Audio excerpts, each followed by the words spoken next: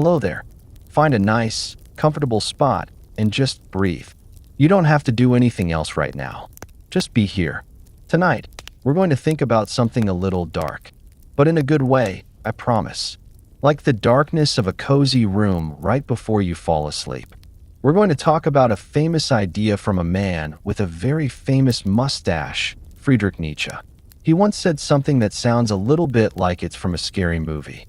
He wrote, "If you gaze for long into an abyss, the abyss gazes also into you." I know, that sounds pretty spooky. An abyss staring back? But trust me, it's not a horror story.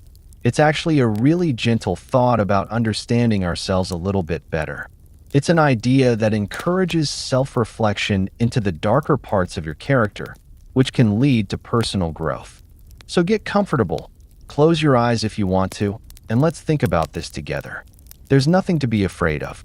We're just going to borrow this big, dramatic idea and turn it into a soft, quiet whisper to help you drift off to sleep. So, let's begin with that one famous, chilling line. Let's really wrap our minds around it, softly. Imagine the words are just floating in the air in front of you, with no pressure to understand them just yet. Just let them hang there. The man who came up with these words, Friedrich Nietzsche, he put them in a book called Beyond Good and Evil. The title alone tells you he was thinking about some pretty big stuff. And in that book, he wrote this sentence, "And if you gaze for long into an abyss, the abyss also gazes into you." Let's just stay with that for a little while. Repeat it in your mind, slowly. If you gaze for long into an abyss, the abyss also gazes into you. It has a certain rhythm to it, doesn't it? A kind of spooky poetry. It's one of those lines that you hear in movies, usually right before something intense is about to happen. It's used as a warning, a piece of advice from a wise, old character telling the hero, be careful, don't go too far, don't look too deep. And it makes sense that we use it that way. The words themselves paint a very powerful picture. Let's think about that first word, gaze. To gaze at something isn't just to see it. It's not a quick glance. You don't gaze at your watch to check the time. A gaze is long. It's deep. It's a focused, steady look. It's what you do when you're standing at the ocean's edge, just watching the waves come in, one after another after another. You're not really thinking about anything specific. You're just looking, letting the vastness of it all sink in. That's a gaze. Or maybe it's the way you look into a campfire. You watch the flames dance and flicker. You see the orange and yellow and red swirling together, and your mind just goes quiet. You're not trying to figure the fire out. You're just with it, staring into its warmth and its movement. That is a gaze. And Nietzsche adds those important little words, for long. This isn't an accident. This isn't something that happens in a split second. This is about time. It's about patience. It's about sitting with something long enough for it to have an effect on you. It's about letting your eyes adjust to the darkness. And what are we gazing into? An abyss. The word abyss literally means a bottomless pit. A chasm so deep you can't see the bottom. Just pure, endless, empty darkness. Imagine standing at the edge of the Grand Canyon at midnight with no moon in the sky. You look over the railing and you see nothing. Just a profound, absolute blackness. A complete unknown. You know there's something huge down there, but you can't see it. You can only feel its presence. That feeling of vertigo, of a huge, empty space right in front of you, that's the abyss. So we have this image. A person standing at the edge of a great darkness and just staring into it. For a long, long time. Not with fear, necessarily. Maybe with curiosity. Maybe with a kind of sad fascination. They are just looking into the great unknown. And then comes the part of the quote that really gives people a shiver. The part that turns it from a simple observation into something that feels supernatural. The abyss also gazes into you. Suddenly, the darkness isn't just an empty space anymore. Suddenly, it has eyes. It becomes a living thing. The nothingness is looking back. Think about that feeling. You thought you were the one doing the looking. You thought you were in control. But all that time you were staring into the dark was staring right back. It suggests that this isn't a one-way street. When you observe something so intensely, it begins to observe you, too. It implies that the darkness, the emptiness, the great unknown, it can see you. It can know you. It's a creepy thought, isn't it? It feels like the beginning of a ghost story. But let's just take the fear out of it for a moment. What if it's not an evil gaze? What if it's not judging you?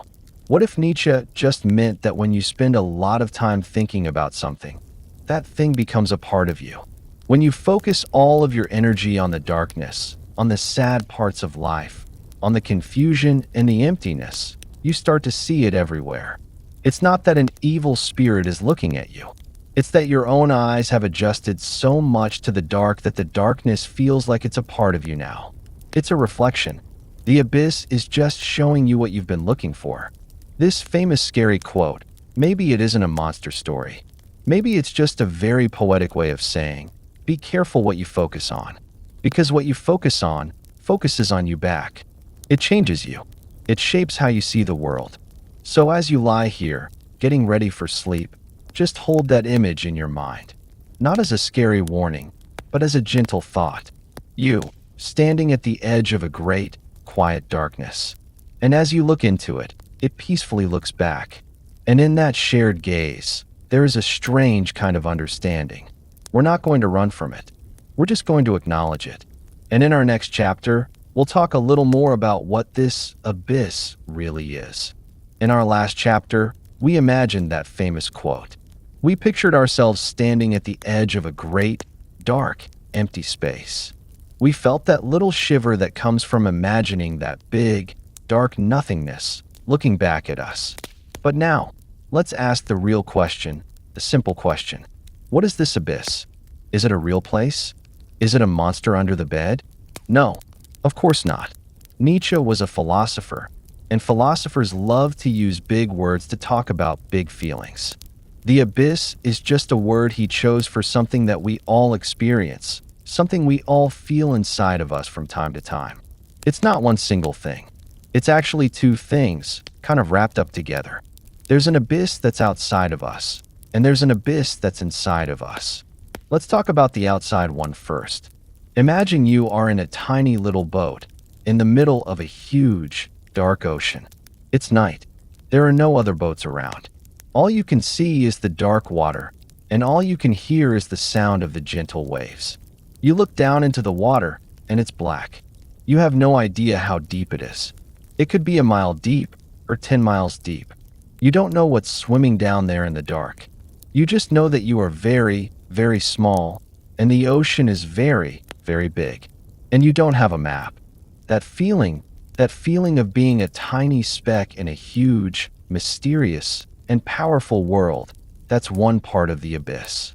It's the feeling we get when we think about how big the universe is and how small our own lives are. It's the scary but also kind of wonderful feeling that maybe there's no grand plan, that we're all just here, floating in the dark, trying to figure things out as we go.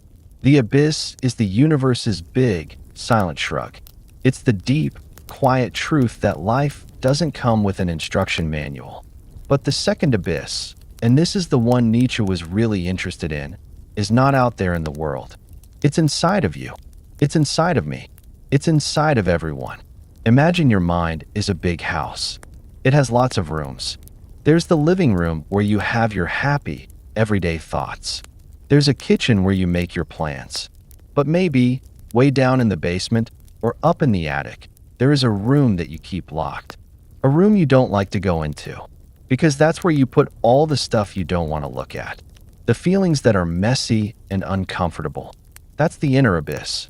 It's the part of you that holds your sadness, your anger, your jealousy, your fear. It's all the thoughts you have that make you think, I shouldn't be thinking that. It's every mistake you've ever made that you try not to remember. It's all the secret, dark, and wild parts of being a person that we pretend aren't there. We all have this place inside of us. It's not a bad thing. It's not a sign that you are broken. It is a completely normal part of being human. A shadow that follows you around. It's like the dark side of the moon. You know it's there, even if you can't always see it.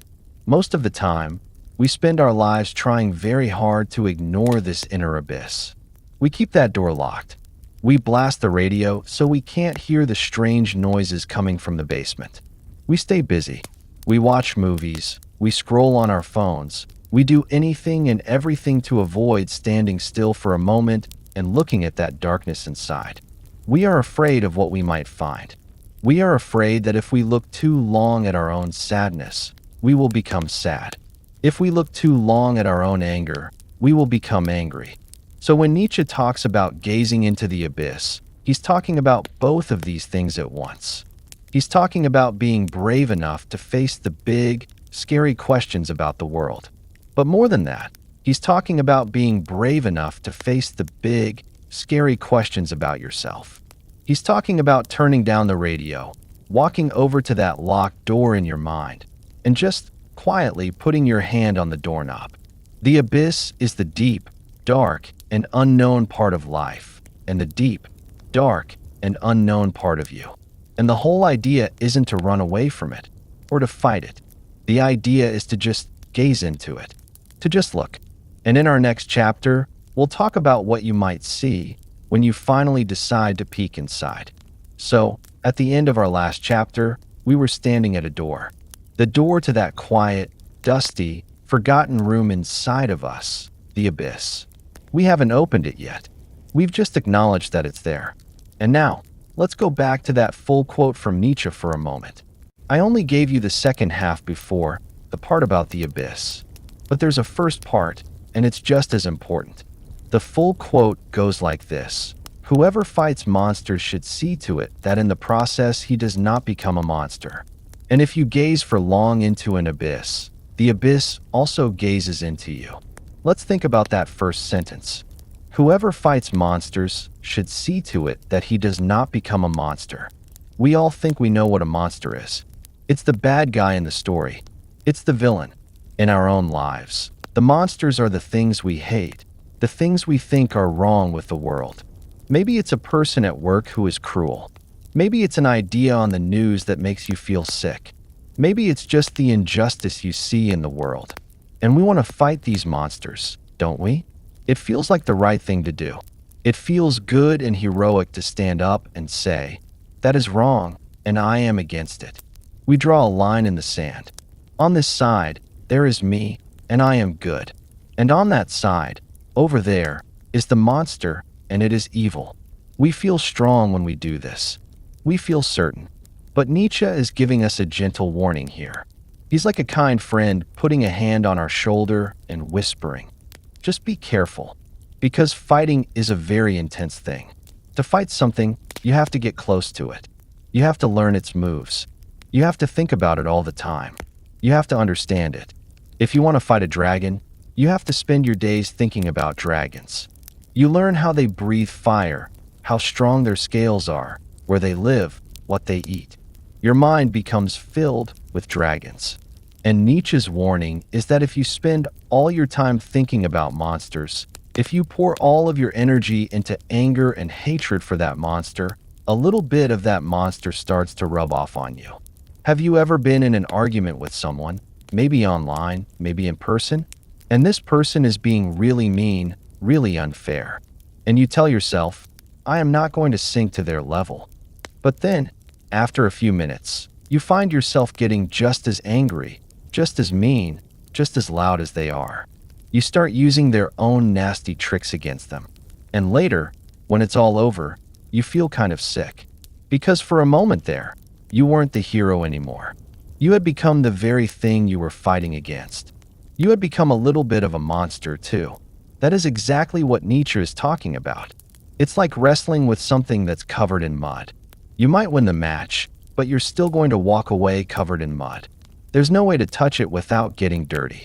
And here is where it connects back to the abyss inside of us. Because Nietzsche is asking us a very sneaky, very clever question. He's asking, what if the monster you are fighting isn't really out there at all? What if the thing you hate the most in other people is actually just a reflection of that dark, locked room inside of yourself? What if the abyss is a mirror? Think about the things that annoy you the most in other people. Does it drive you crazy when someone is really arrogant and loud? Maybe it's because there's a tiny part of you that's afraid of being arrogant, a part you try to keep locked away. Does it make you furious when you see someone being lazy? Maybe it's because you are constantly fighting your own desire to just stop and rest, and you resent seeing someone else give in to it. The things that we react to the strongest in the outside world are often echoes of the things that we are fighting the hardest within ourselves. We are pointing a finger at someone else, but 3 of our own fingers are pointing right back at us. So, the monster in the story is you. Or, at least, a part of you. A part that you've decided is ugly, or bad, or weak. A part that you have disowned and locked in the basement. And when you see that same part walking around in another person, you attack it. You fight it with all your might. Because it's so much easier to fight a monster when it's over there, in someone else, than it is to admit that the monster is living in your own house. This is the ultimate trap. You spend your whole life fighting your own reflection in a mirror, getting angrier and angrier, getting more and more exhausted, without ever realizing that all you have to do is stop punching. All you have to do is lower your fists and take a long, calm look at the reflection, at the monster in the mirror. And this is where the gazing truly begins. We are not fighting anymore. We are just looking. And in the next chapter, we'll talk about that strange and powerful moment when the reflection, when the abyss finally looks back. So here we are. We've stopped fighting. We've stopped punching the mirror. We've lowered our fists, and we're just standing there, breathing. And we are looking, without judgment, at that reflection we used to call a monster. That part of ourselves we kept locked away. And we are just gazing for a long time. At first, it feels strange, doesn't it? It's uncomfortable, like holding eye contact with a stranger for just a little too long. Every instinct in your body is screaming at you to do something else. Look away, turn on the TV, pick up your phone, start a fight again. Anything to break this quiet, awkward tension.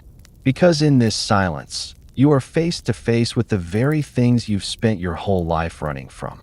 Your fear is there. Your sadness is there. Your anger is there. It's all just floating in the darkness in front of you, in that reflection. And you're just looking at it. But then, something funny happens. If you can just stay with it. If you can resist the urge to run. If you can just keep breathing and keep looking, softly, gently, the fear starts to change. The monster doesn't pounce. The scary reflection doesn't break the mirror and grab you. Nothing bad actually happens. The world doesn't end. In fact, nothing happens at all.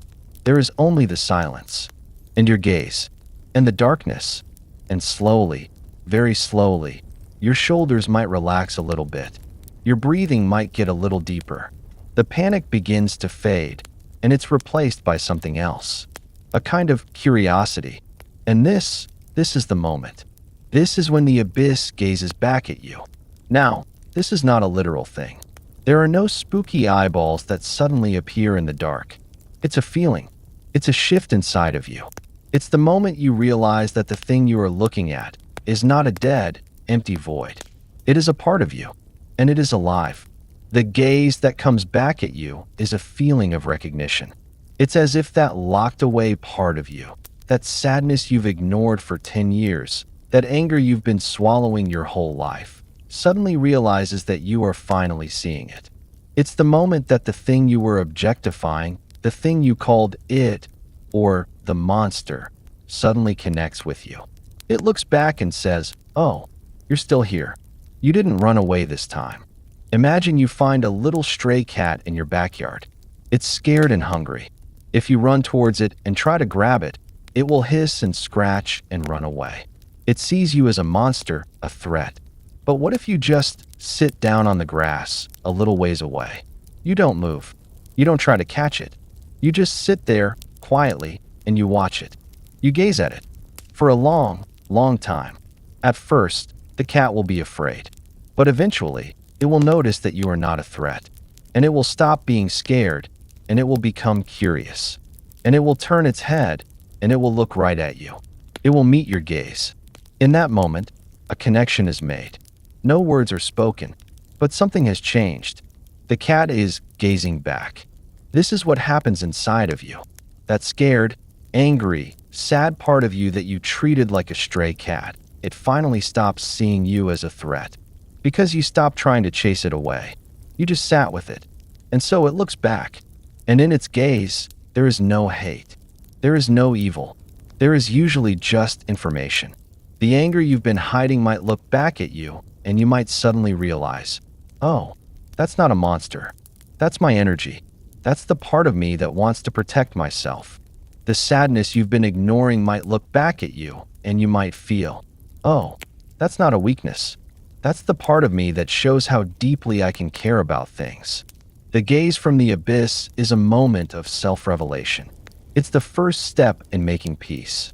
It's the reflection in the mirror finally saying, I am not a monster. I am just you. And now that you've made eye contact, you can finally begin to have a conversation. You can finally start to understand each other. The scary part is over. The introduction has been made. And now, we can begin to get to know this forgotten part of ourselves. So, we are standing in that quiet space. We've looked into the mirror, into the darkness, and it has looked back. A connection has been made. And you might be thinking to yourself right now, this whole idea, this feeling, it sounds a little familiar. This concept of a hidden, darker part of ourselves that we need to face. If you've been listening to this channel for a while, it might be ringing a bell. And you would be absolutely right. Because another very, very smart man, who came a little bit after Nietzsche, had his own special name for this inner abyss. His name was Carl Jung, and he called it the shadow. It's really a perfect name, isn't it? The shadow. We all have one. It follows us everywhere we go. You can't run away from your own shadow. You can't fight it. It's just a part of you. And just like a real shadow, it's made of you, but it's a dark, distorted version. Jung said that the shadow is like a bag that we carry on our back from the day we are born. And every time we do something we're ashamed of, or feel something we think is bad, like jealousy, or rage, or selfishness, we don't deal with it. We just quickly, without even thinking, toss it over our shoulder and into that bag. And we keep walking. We throw our mistakes in there. We throw our insecurities in there. We throw all the parts of our personality that don't fit the nice, shiny version of ourselves that we want to show to the world. And over the years, that bag gets heavier and heavier and heavier. Nietzsche and Jung were two very different thinkers, but they were both circling the exact same, very important human truth. They were like two explorers who discovered the same secret island, but they landed on different beaches and gave it different names. Nietzsche, the philosopher and the poet, called it the abyss. It's a very dramatic name. It speaks of a huge, empty, cosmic darkness. It makes you feel very small. It emphasizes the great, terrifying unknown of it all. It's a word that describes the feeling of looking into that scary, empty space inside. Jung, the psychologist, the doctor of the mind, called it the shadow. It's a more personal name. It's less of a giant, empty canyon and more of a grumpy roommate who lives in your basement. The shadow isn't empty. It's full. It's full of all the specific memories and feelings that you've packed away. It has a personality. It has desires. It's a word that describes the character of that darkness. So you can think of it like this. The abyss is the dark, silent room. The shadow is the collection of all the forgotten things you've stored in that room. They are two ways of talking about the same essential idea. There is a part of you that you have hidden away, and you cannot be a whole, healthy person until you are brave enough to turn around and say hello to it. Both of these brilliant men knew that the worst thing you could do is pretend the abyss, or the shadow, isn't there. Because the more you ignore it, the more powerful it gets. The more you pretend that bag on your back isn't heavy, the more it will ache and pull you down. The more you ignore the noise in the basement, the louder it will get, until it starts rattling the whole house. They both knew that the only way to find real peace, real strength, was not to fight the monster, not to run from the shadow, but to simply turn around, to stop, to gaze into it, to acknowledge it, to see what it has to say. So it doesn't really matter what you call it.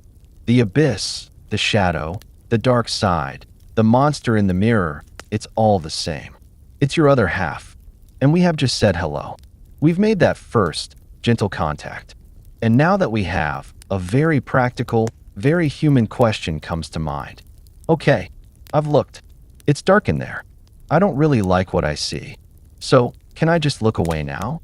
Can I just say, nice to meet you, and then quietly lock the door and pretend this never happened? In our next chapter, we'll see why Nietzsche thinks that's a very, very bad idea.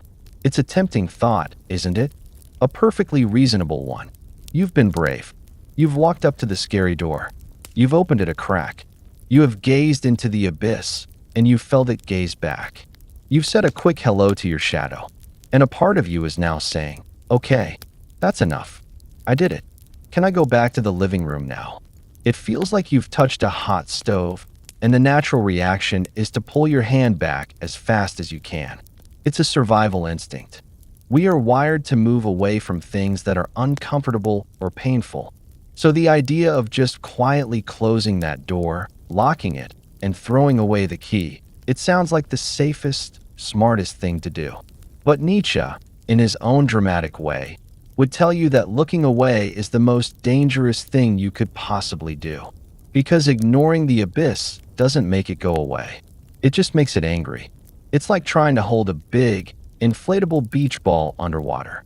You can do it for a while, but it takes a huge amount of energy. You have to be constantly pushing down, constantly focused on keeping it hidden beneath the surface. You can't relax for a second. Your arms get tired. Your back starts to hurt. And you just know that the moment you lose focus, the moment your strength gives out, that beach ball is going to shoot up out of the water with an incredible, explosive force, spraying water everywhere. This is what happens when we try to ignore our inner abyss. We spend all of our energy pretending it isn't there.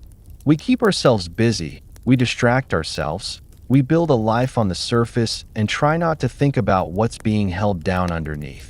But that darkness, that shadow, it wants to be seen. It wants to be acknowledged. It is a part of you, and like any part of you, it needs a little bit of light and air. And if you keep holding it down in the dark, it will start to look for a way out, and it will not be polite about it. When the abyss is ignored, it doesn't just sit there quietly. It starts to poison the water. It begins to seep out in ways you can't control. Maybe it comes out as a sudden, surprising burst of anger at someone you love over something really small. Maybe it comes out as a feeling of deep sadness that seems to have no cause, a gray cloud that follows you around. Maybe it comes out as self-sabotage. You finally get that thing you wanted, and you immediately do something to mess it up, without even understanding why. These are not random events. This is the abyss, the shadow, trying to get your attention. It's the beach ball, straining against your grip. It's the hungry cat, starting to knock things off the shelf because you're not feeding it. If you keep ignoring it, it will find a way to make you look. It will create a crisis. It will unravel a relationship. It will get you into trouble, not because it is evil, but because it is desperate to be seen. It's like a pain in your body. If you have a little ache in your tooth and you ignore it, it doesn't just go away. It gets worse and worse and worse until the pain is so immense that you have to go to the dentist. The pain was a message, and the message of the abyss is always the same. Look at me. I am part of you. You cannot be whole without me. So no, we can't just look away. We can't pretend we didn't see what we saw. Looking away is not the peaceful option. It is an act of war against a part of yourself. And it is a war that you will never, ever win. You will only exhaust yourself fighting. The only path to real, lasting peace is to stop fighting, stop pushing, and stop running. The only way out is to keep looking. But how? How do we look at something so dark without falling into it? How do we hold a gaze with the abyss without letting it swallow us whole? That is the real challenge. It's not about fighting, and it's not about running away. It's about finding the balance in between. It's about learning how to walk a tightrope. And that is what we will talk about next. So, We've arrived at the heart of the problem. If fighting the darkness turns us into a monster, and ignoring the darkness just makes it explode later, what are we supposed to do? It feels like we are stuck. It feels like there are no good options. But Nietzsche is showing us that there is a third way. It's not a big, easy, brightly lit highway. It's a much quieter, much more difficult path. It is the path of balance. The best way to picture it is to imagine you are a tightrope walker. On one side of you, far, far below, is the abyss, that endless, dark canyon. And on the other side of you is what we'll call safe ground. This is the world of pretending. It's the brightly lit, noisy world where everyone agrees to not talk about the abyss. It's the world of small talk and distractions and keeping busy and never, ever looking down. And your task, your whole life's work, is to walk on a thin rope suspended between these two places. You can't fall into the abyss, but you also can't just leap back to the safety of pretending. You have to stay on the rope. Let's think about what happens if you fall. If you lose your balance and fall into the abyss, you are consumed by it. This is what happens when you gaze into the darkness, but you do it with no care, no balance. You let it swallow you. In real life, this looks like despair. It's the person who becomes so focused on the pain and meaninglessness of the world that they forget about joy and love and beauty. They become cynical.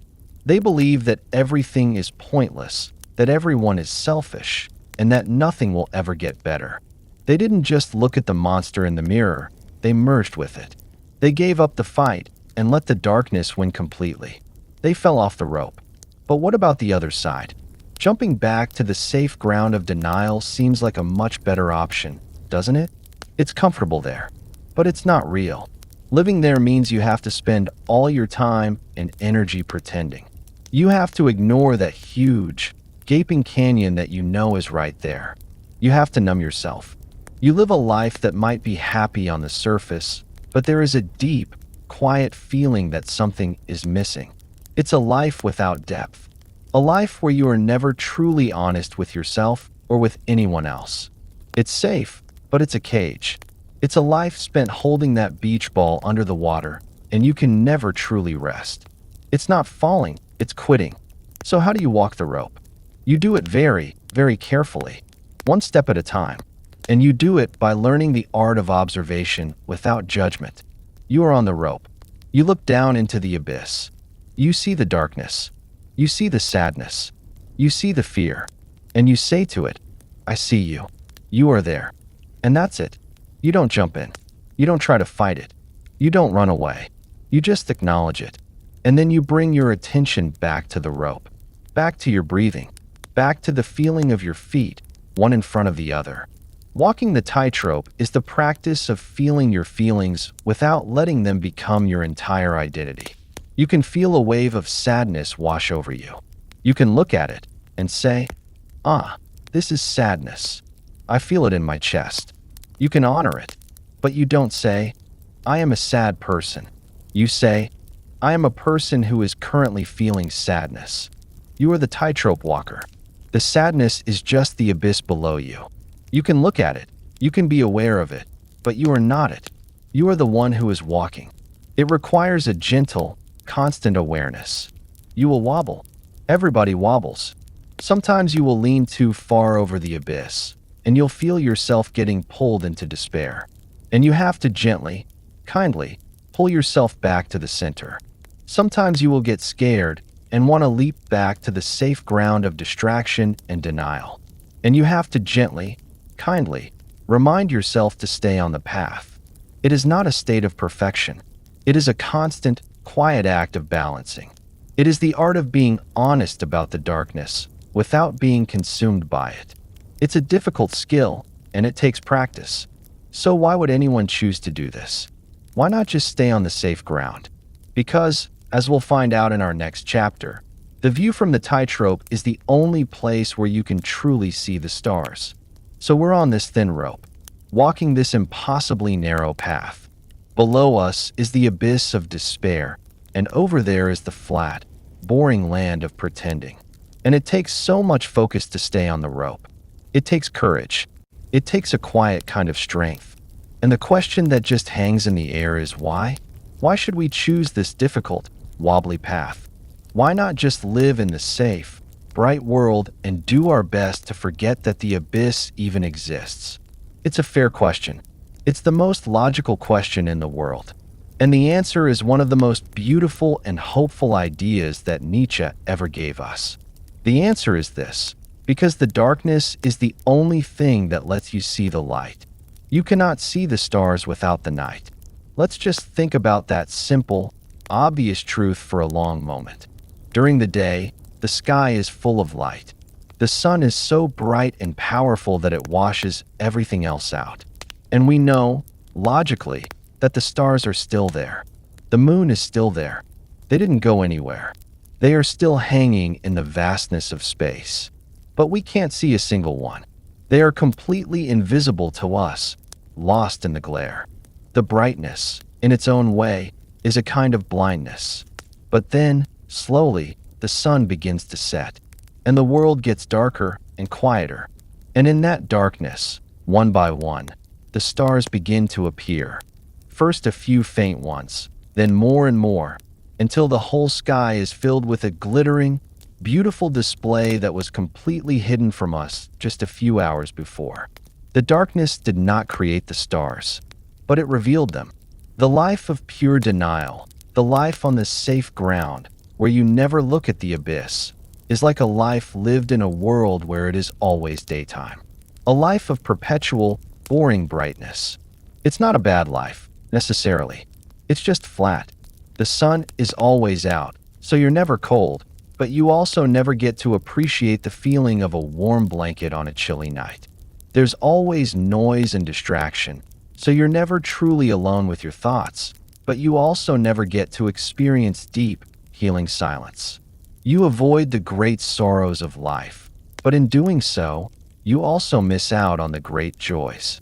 Because true, deep, breathtaking joy is a star, and it can only be seen against the backdrop of a dark sky. Our capacity for happiness and our capacity for sadness are not two different things. They are the same thing. They are two sides of the same coin. Think of it like a bowl. Your willingness to face your own sadness, to gaze into your abyss, is what determines the size of the bowl. If you are afraid of sadness, you keep your bowl very, very small. And that's safe. A small bowl can't hold much pain, but a small bowl can't hold much joy either. When happiness comes, you only get a few little drops. But if you are brave enough to allow your sadness to carve out a deeper space inside of you, you are making your bowl bigger. Yes, it can now hold more sorrow, but it can also hold an ocean of joy. The person who has never really been sad cannot know what it feels like to be truly, overwhelmingly happy. The person who has never felt lost cannot appreciate the incredible feeling of being found. This is what it means to be a deep person. The darkness, the abyss, it gives us our depth. It gives our life a sense of meaning that the bright, shallow world can never offer. It is in facing our own fears that we discover our own courage. It is in accepting our own imperfections that we learn how to truly love ourselves and others. It is in knowing our own pain that we develop empathy, the ability to sit with another person in their darkness and not be afraid. The person who has never looked into their own abyss has nothing to offer a friend who is grieving. They can only offer empty words and distractions. But the person who has walked the tightrope, the person who knows the darkness well, they can just be there. They can just be quiet. And their presence is a comfort because it says, I know this place. You are not alone here. So, the tightrope walker is not just surviving. They are not just avoiding falling. They are in the most privileged position possible. They are living a full life, an authentic life. They are experiencing all of it. The whole beautiful, terrible, messy, wonderful spectrum of what it means to be human. They feel the sorrow, yes, but they also feel a kind of joy that the person on the safe ground can't even imagine. They see the stars every single night. The abyss is not a curse. It is the black velvet on which the diamonds of your life are displayed. It is the necessary silence that makes the music beautiful. And once you realize this, once you truly understand it, your relationship with your own darkness begins to change. It stops being an enemy you have to fight or a monster you have to run from. It becomes something else entirely. It becomes a friend, or at least a quiet companion. And in our next chapter, we'll explore that strange new friendship. We've been on quite a journey together tonight, haven't we? We started with a scary quote about a big, dark abyss. We realized that the abyss was inside of us. We learned that fighting it and running from it were both losing strategies. We decided to become a tightrope walker, finding a delicate balance. And then we discovered the secret gift of the abyss, that it's the darkness that allows us to see the beautiful stars of our own life. When you get to this point, when you really start to feel that truth in your bones, the most amazing thing happens. The abyss stops being an abyss. The monster stops being a monster. The whole story changes. The fear, the drama, it all just melts away. And you're left with a very simple, very quiet truth. The abyss is not a cosmic evil trying to destroy you. It's not a punishment. It's not a flaw in your design. It's just a part of you that wants to be heard. That's it. That's the whole secret. All that noise, all that trouble, all that pain it seems to cause in your life, it's really just the only way it knows how to get your attention. It's like a very small child who doesn't have the words to tell you what's wrong, so they just cry or scream or break something. They're not being bad. They're just trying to send a message. And your abyss, your shadow, is the same way. It just wants to say hi. It just wants to let you know something is going on. Think back to that stray cat in the yard. In the beginning, you saw it as a problem. It was wild. Maybe it had diseases. It was digging up your garden. It was a monster. You tried to chase it away, but it kept coming back. Then, you stopped fighting it. You just sat and watched it. You gazed at it, and it gazed back. You started to understand that it wasn't a monster. It was just a hungry, scared creature trying to survive. So maybe one day, you put out a little bowl of milk. You don't try to pet it. You don't try to catch it. You just leave the milk there, and you go back inside. And you do this day after day. You are building trust. And over time, the cat stops being so scared. It might even start to sit on your porch. It might let you get a little closer. It's still a wild thing. You can't control it. But it's not your enemy anymore. You have a relationship with it now. A quiet understanding. This is exactly how you make peace with your inner abyss. You stop treating it like an enemy to be defeated. You start treating it like a messenger that deserves to be listened to. You learn to put out a bowl of milk for it. So when a dark feeling comes to visit, instead of panicking and trying to chase it away, you do something radical. You get quiet, and you listen. So, when a wave of anxiety suddenly hits you in the middle of the day, the old you would have thought, "Oh no, what's wrong with me? I have to make this stop." But the new you, the tightrope walker, just takes a breath and thinks, hello anxiety. You're here. You must be trying to tell me something. What is it? Is there something I'm worried about that I'm not admitting to myself? Is there a task I'm avoiding? You're just the alarm bell. Thank you for the signal. I will look into it. You give it a little space. You give it a little respect. And strangely, once it feels heard, the anxiety often gets much, much quieter. When you feel that hot sting of jealousy, the old you would have been filled with shame. I'm a bad person for feeling this. I shouldn't be so petty. But the new you just observes it. Okay, jealousy is visiting. This feeling is a messenger. It's pointing to something I want, or something I'm afraid of losing. It's showing me an insecurity. It's not a monster. It's just a map pointing to a part of me that needs a little attention, a little kindness. You don't have to act on the jealousy. You just have to listen to the information it's giving you. The abyss isn't trying to pull you off the tightrope. It is the very thing that is teaching you how to balance. Every dark feeling, every uncomfortable thought is just a little gust of wind. And every time you feel it, you learn how to adjust your weight, how to stay centered. It is making you stronger.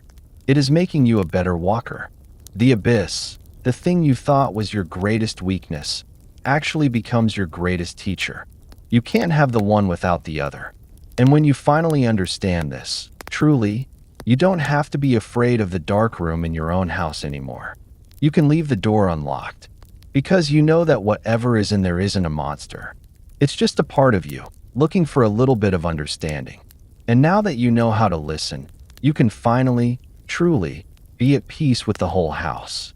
And now, we can finally say goodnight to it. And so here we are, at the end of our little journey for the night.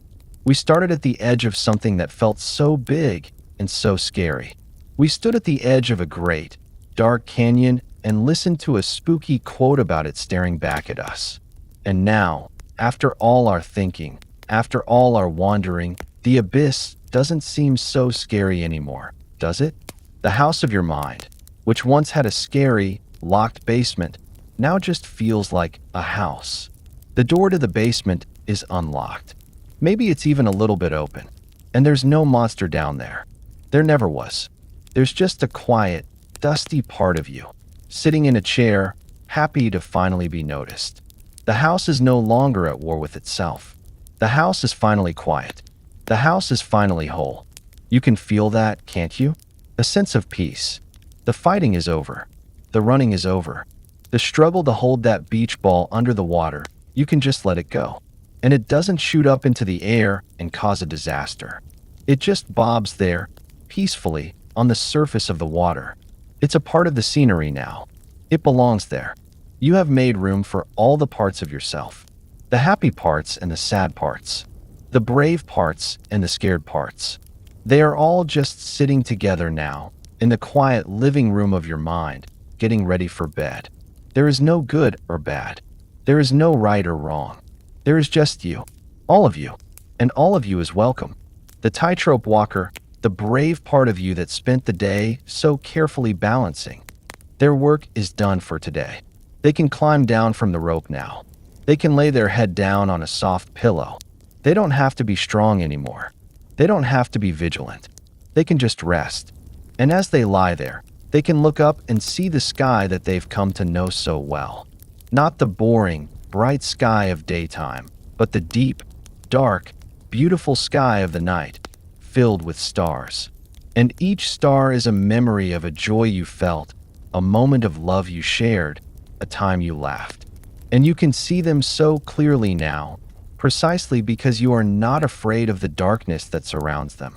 You can be grateful for that darkness, grateful for the depth it has given you. And now, it's time to sleep. And sleep, when you think about it, is its own kind of abyss. It's a gentle, friendly abyss that we get to visit every single night. When you close your eyes, you are letting go. You are stepping off the edge of the waking world and falling, softly, into a deep and quiet darkness. But it is not a scary fall. It's a safe one. It's a darkness that holds you and heals you. It's a darkness that rests you. Every night, you practice gazing into this small, friendly abyss. You practice letting go. And every morning, you are returned to the light, feeling a little bit stronger, a little bit more whole. So you don't have to think about any of this anymore. You don't have to walk a rope. You don't have to gaze into anything. The work is done. The ideas are planted, and they will do their own quiet work while you sleep. All you have to do now is breathe and let go. Let your body feel heavy and warm. Let your mind feel slow and soft. The abyss inside of you is quiet now. It is at peace, because you have finally made peace with it. So you can just whisper to it now, as you drift away. Good night, tightrope walker. Your work is done. Good night, shadow. You are a part of me. Good night, darkness. Thank you for showing me the stars. Good night, abyss. I will see you in my dreams.